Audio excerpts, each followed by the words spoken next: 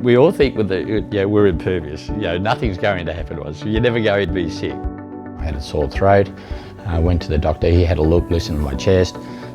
He couldn't see anything. The second time I went and saw him in May, said to me, okay, we better have a test for this because that's 5 months. He sent me to a specialist. He put the camera down my nose and then he said, look, this is what I'm concerned about. And he showed us where there was an ulcer. I went and had a biopsy and it was cancer. It was stage 1 cancer. It obviously caused concern to my partner and myself and obviously my friends. I pulled them all together and said, look, it's cancer, we don't know what's going to happen.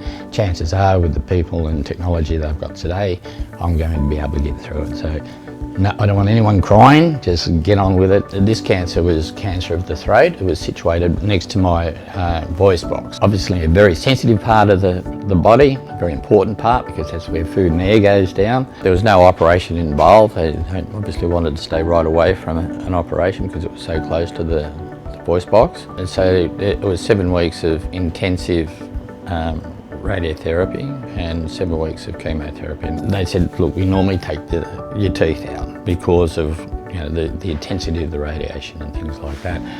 And I said, I'm not real happy about that. Well, they referred me to a specialist and he said, if you really look after your teeth, you may not lose any. And I said, you're on.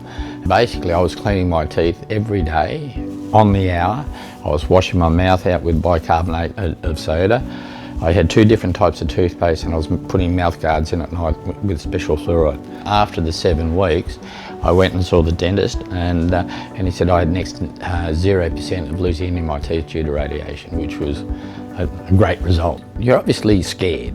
You never think you are scared, but Joy took some photos when I first had my chemotherapy, for example, and I could see my face was scared. I didn't know what was going to happen. I received my treatment from the Gosford Cancer Centre. The people there were absolutely fantastic. There's all sorts of help groups whenever you go there on a daily basis.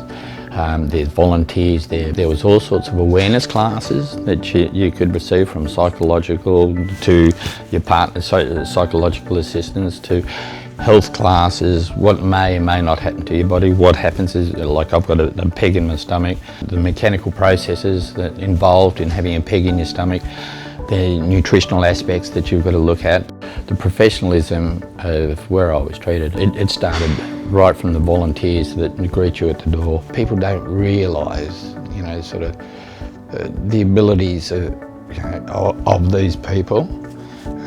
They're the quiet achievers. It was the only time in my life that I actually walked with champions. Anyway. It's not like, well, I'll finish now. Okay, now let's get back to the way it was. It's retraining your brain, my taste buds, my voice, the volume control, all the things that you don't realise. You've just got to retrain yourself. You are going to face a great deal of trepidation. Anyone will, because you don't know. You've never been there before. And so I think it's all about being positive in your attitude and your expectations. Don't expect too much all at once. I want to give back to the community more than I did before, but I specifically want to give back to the Cancer Centre, and I do want more people to know that you have this amazing team.